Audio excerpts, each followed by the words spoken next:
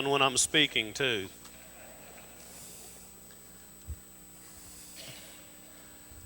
Would you admit with me that songs can have powerful influence in our lives? And there have been times in my life when there have been particular songs that have actually changed the course of my life to some degree. Most of the time, those have been spiritual songs, but there have been a few times where it's been what we would call secular songs, even though I really believe the message of those secular songs has a spiritual connotation to them. Let me give you a couple of examples of what I'm talking about. Back in the mid-'70s, there was a song by Harry Chapin called Cats in the Cradle. Most of you have heard that song.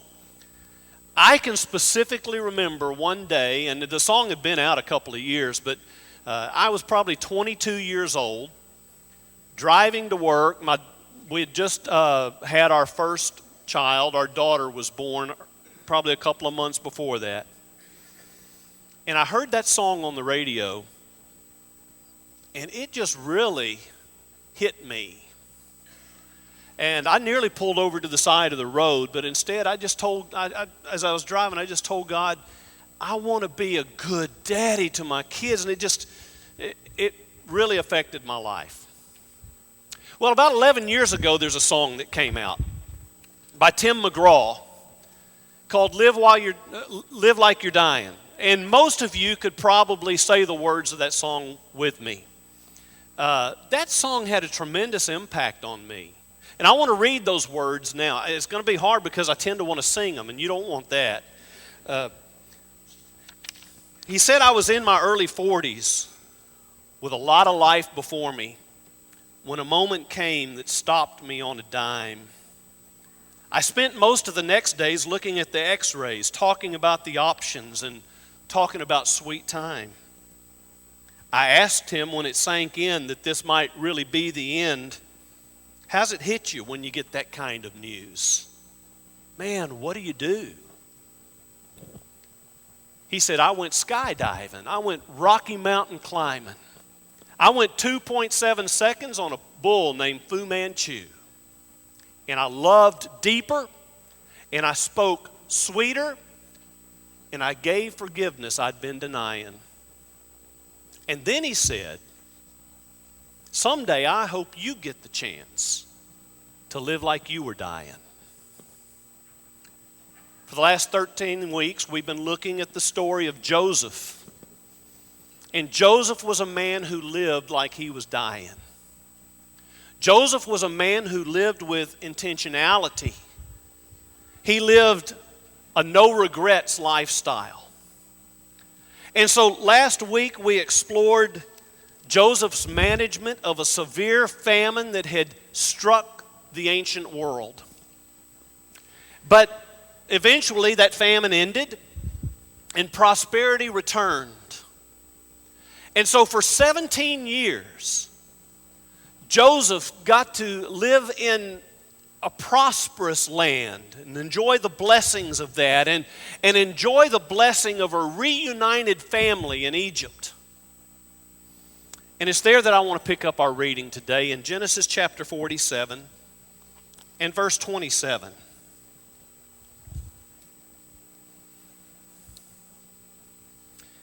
It says, now the Israelites settled in Egypt in the region of Goshen. And if you were here last week, or you might remember from the story, this is the land that Pharaoh had given to Joseph's family.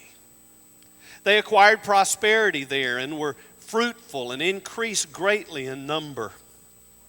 Jacob lived in Egypt 17 years, and the years of his life were 147.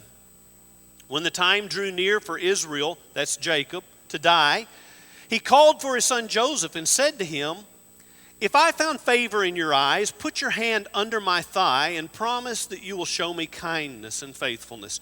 Do not bury me in Egypt, but when I rest with my fathers, carry me out of Egypt and bury me where they're buried. I'll do as you say, he said. Swear to me, he said. Then Joseph swore to him, and Israel worshiped as he leaned on the top of his staff. Now that phrase, leaned on the top of his staff, in Hebrew, there are some things we're just not sure how to translate. And an alternate translation of that would be that he bowed down at the head of his bed. And that seems to make more sense to me in the context here. But making promises to the dying isn't unusual. But what about this strange custom of that day of putting one's hand under the thigh of a person and pledging something? Because this isn't the only time we've seen this or that we see it in the Old Testament. It was an oath-taking posture. To have someone sit on your hand puts you in subjection to them, submission to them. And so here's this father telling his son, place your hand under my thigh, and I want you to promise me, my son, that you will do the will of your father.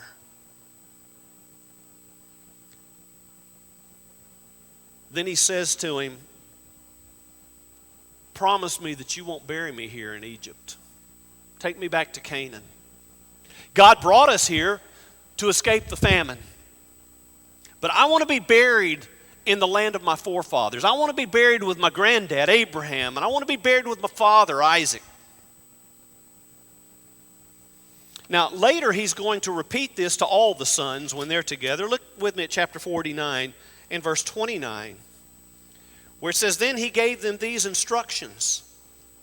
I'm about to be gathered to my people. Bury me with my fathers in the cave in the field of Ephron the Hittite, the cave in the field of Machpelah near Mamre in Canaan, which Abraham bought along with the field as a burial place from Ephron the Hittite.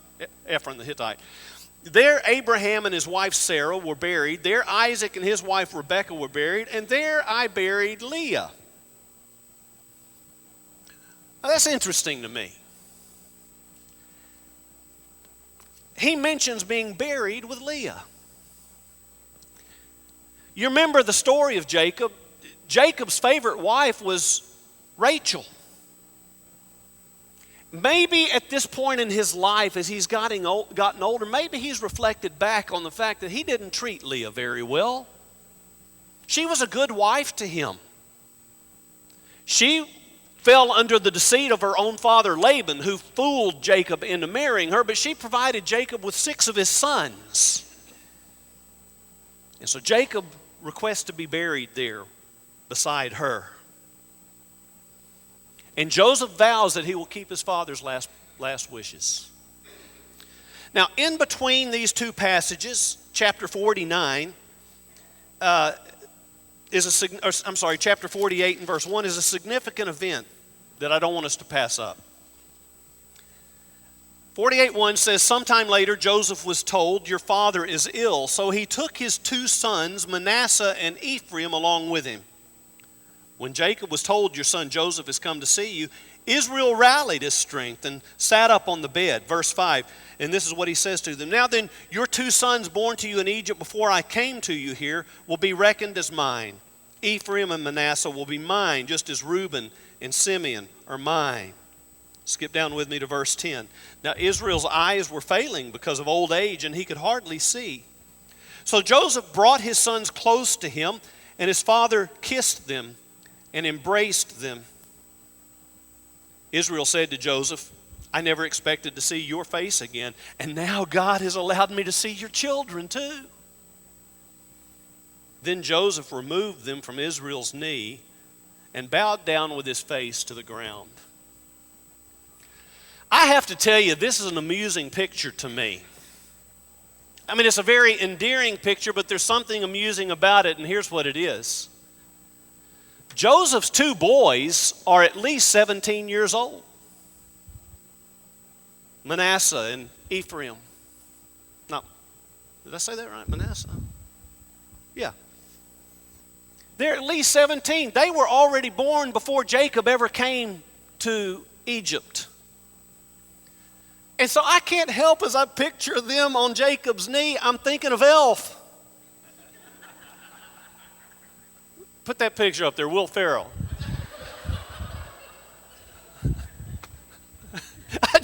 I'm sorry, this is where my head goes. And I don't know how to explain it. I mean, late teenagers. They may even be older than that. But they're there at Jacob's knee, and Joseph moves them here.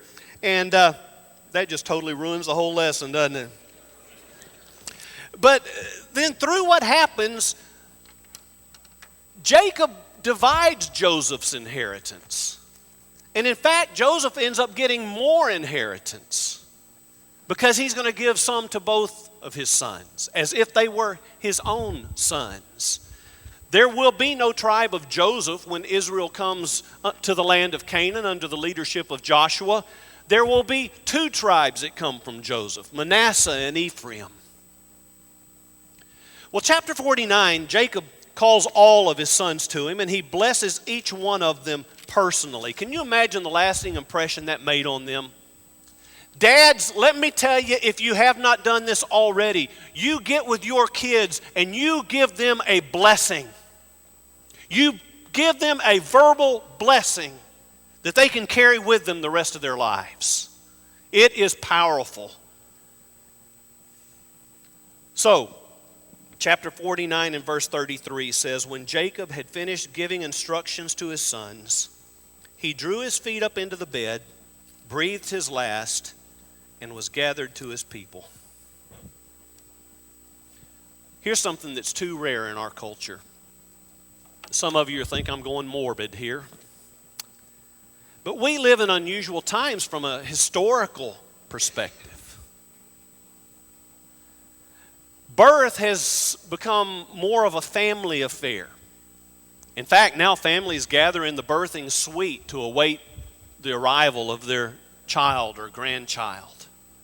And that's a good thing because, especially when my firstborn came, it was in the old days where the dad paces out in the waiting room to hear word from the doctor about his newborn. I think it's much better the way they're doing it today, where the family's involved in the process. But death, on the other hand, has become more and more distant for us. It's something that's handled by the professionals. It's as if in our culture, it's as if we as a culture think that if we can keep a distance from death, then we can also deny the inevitability of death.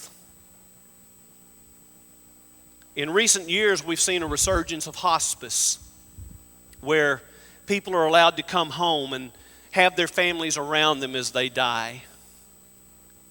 And even with that, though, very few of us have actually been with someone when they die. It's not something to be feared. It's not something to be avoided. In fact, we can't avoid it.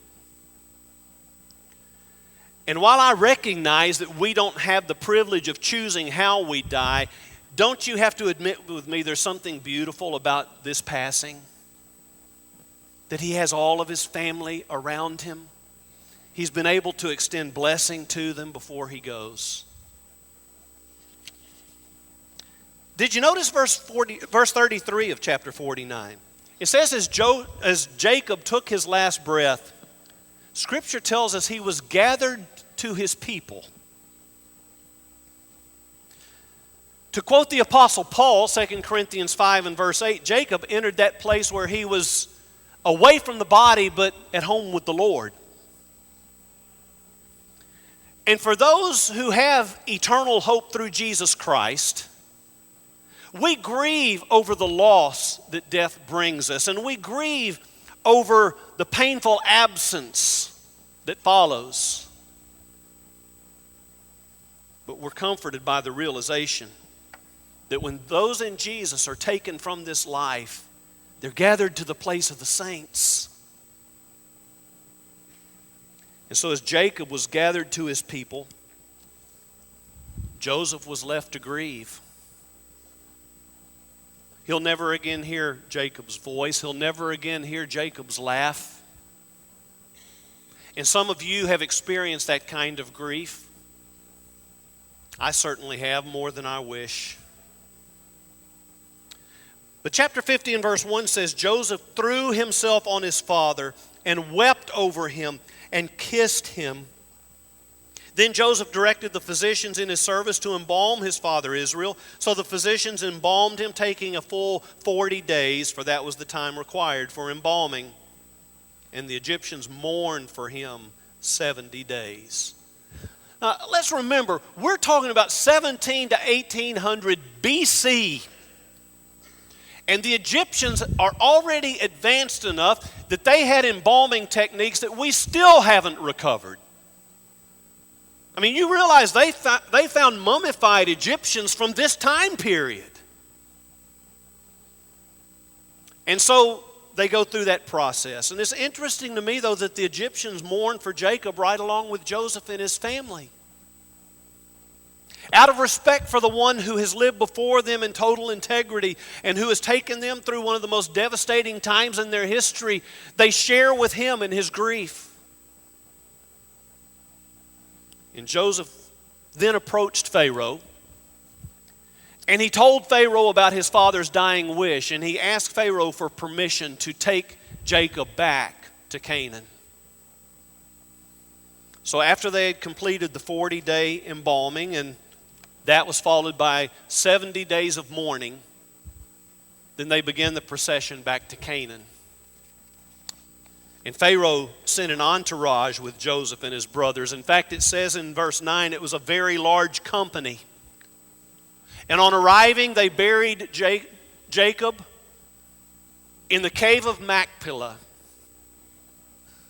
kind of like a mausoleum that houses the bodies of Abraham and Sarah, and Isaac and Rebekah, and Leah, and now Joseph.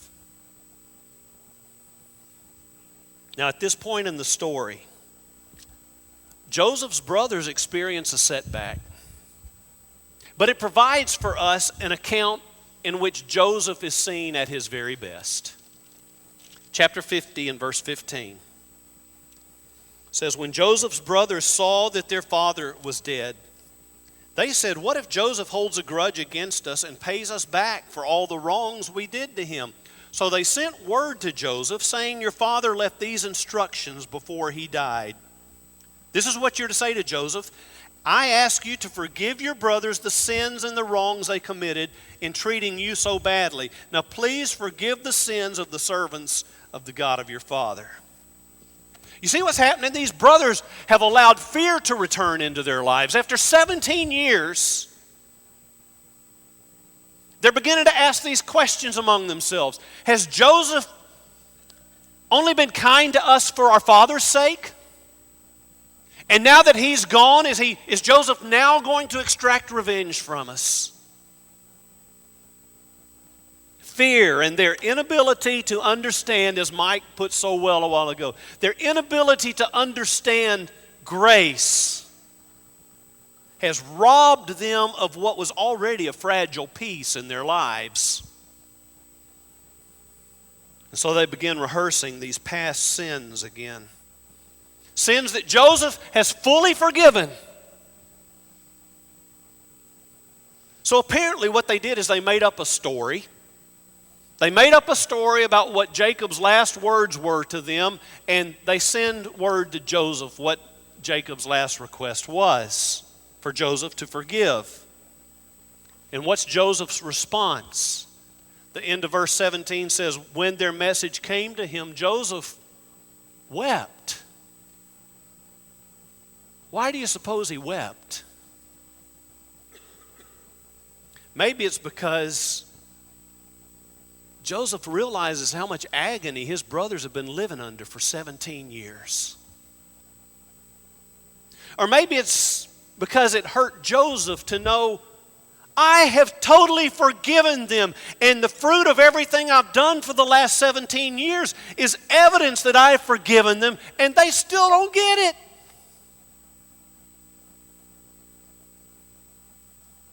They either haven't heard me or they don't believe me. And so, he repeated words that he must now regret that they hadn't gotten 17 years earlier. But he repeats them with greater emphasis than before. In verse 19, It says, "But Joseph said to them, 'Don't be afraid. Am I in the place of God? You intended to harm me, but God intended it for good to accomplish what is now being done, the saving of many lives. So then don't be afraid. I will provide for you and your children.' And he reassured them and spoke kindly to them." Am I in God's place, he asked them. And in effect, I think what he's saying in this paragraph is, brothers, would you please listen to me? Let's get this clear once and for all. I know what you did. I know what you intended by what you did. I know that you meant to harm me. Okay, can we agree on that? But listen, guys. God had other plans, and God turned what you meant for bad into something beautiful. So let's forget it. This is Joseph's greatest moment. And it's so reflective of the fact that he lived a no-regrets lifestyle. And I find it very interesting the way the Holy Spirit deals with this. The way that this account moves at this point. Because the Holy Spirit abruptly brings Joseph's life to an end. You realize at the end of verse 21, he's probably only 50 years old. He's going to live another 60 years. And yet the Holy Spirit takes us immediately from his words at 50 to his last words. And right up to the end, we see no complaining, no whining, no regrets. And rather than reminding his brothers about all he had done for them, rather than reminding his brothers about the rich memories that he leaves them of a life of integrity, Joseph turns their attention to God. Chapter 50 and verse 24 says, "Then Joseph said to his brothers, 'I'm about to die. But God will surely come to your aid and take you up out of this land to the land he promised on oath to Abraham, Isaac, and Jacob.' And Joseph made the Israelites swear an oath and said, 'God will surely come to your aid, and then you must carry my bones up from this place.'" So although Joseph, at the age of 110, was considerably younger than most of his brothers, apparently they outlive him. We don't have any record of any of them dying, and it's obvious that they're present here, or at least the ones that are left are there. We don't know for sure about all that. But this great man of God leaves his brothers with rich memories of blessing and forgiveness and grace and integrity. End of story. End of Genesis. But not the end of a nation. And although we're removed by 4 millennia, 4,000 years, here is a man who lived out many of our experiences. And what he learned about life still has great relevance to our lives. Anyone who says that the Bible isn't relevant hasn't read it. Because the Bible speaks into us about integrity and about forgiveness and about faith and about grace. And so I want to close this study with 3 enduring lessons. The first one that we've hit on a number of times in this study, is that in His sovereignty, God can turn bad to good to His glory. That's Romans 8:28. Nothing in life is left insignificant. Nothing in life is left wanting or wasted if it's in God's hands. Joseph was fortunate enough to figure that out early on. And as a result of him figuring that out, that explains how he was able to take the suffering and to take the mistreatment that frequently came his way. Second, Joseph lived free of bitterness despite the circumstances. Joseph did not allow the fruit of bitterness. He did not allow the seed of bitterness to have a place in his heart. And I've got to tell you, it saddens me to see an older person, which means older than me, obviously, but I'm kidding. To see an older person that grows older with bitterness, full of anger and full of self-pity and constantly wanting to relive and replay all the wrongs that have been done to them in life. This old woman once wrote, "Do they really matter, all the whys? Could all the answers take away the pain, or all the reasons really dry my eyes? No, I'd weep again. My God, you have saved me from hell's black abyss. Oh, save me now from the tyranny of bitterness."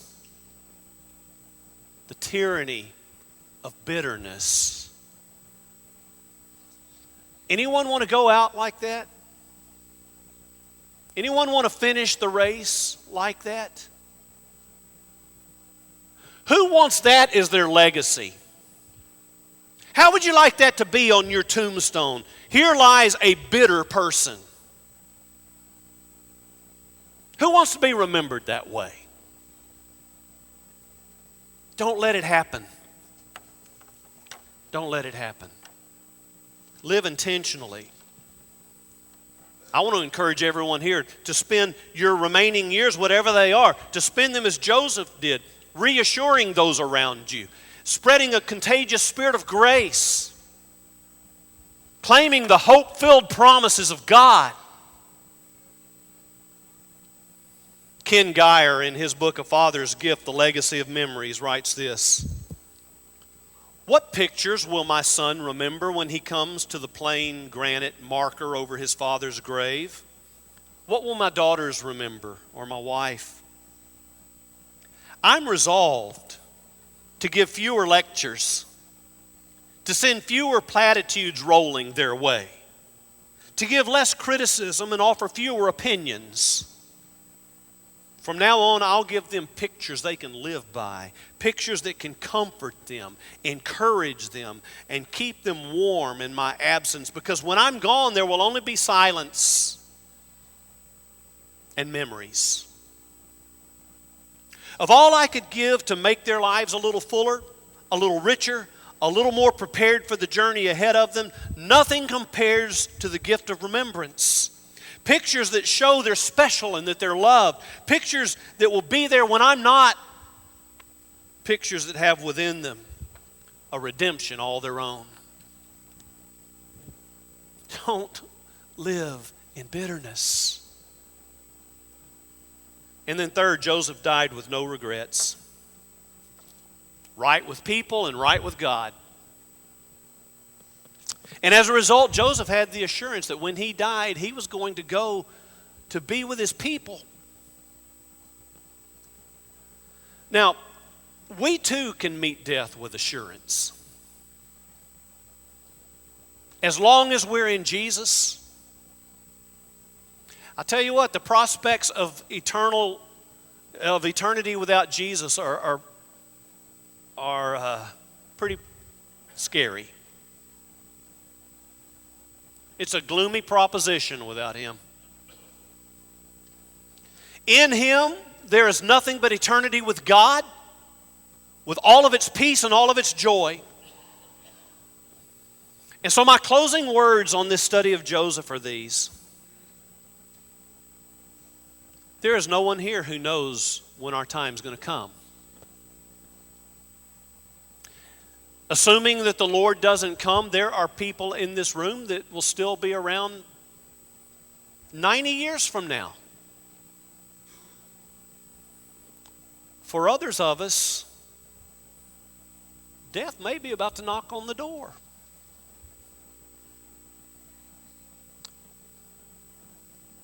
Whatever days we have left, I wish every one of us could make the commitment to live like we're dying. To leave this life with no regrets. With no wish I had said this or wish I had done that.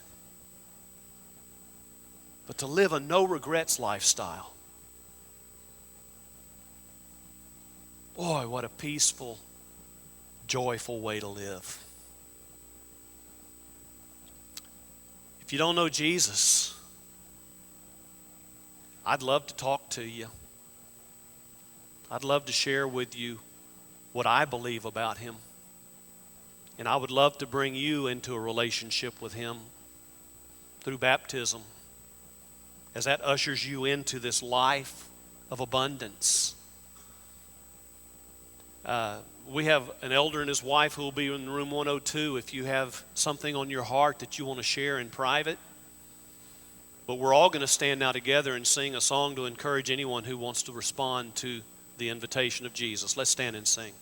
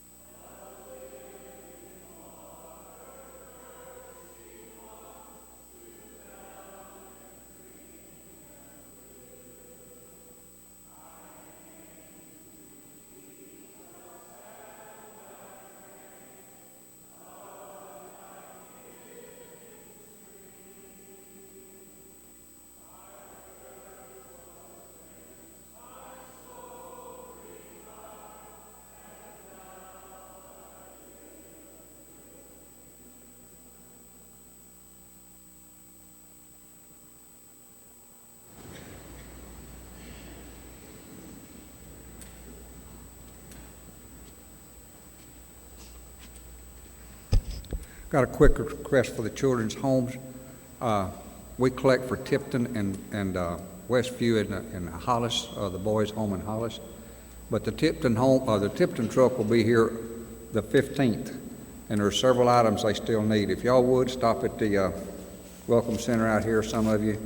There's a little slip out there, sort of like this. It's got items that they're needing, requesting. There's stuff on here, I won't take time to read it, but it's, just household items, white vinegar, vanilla wafers,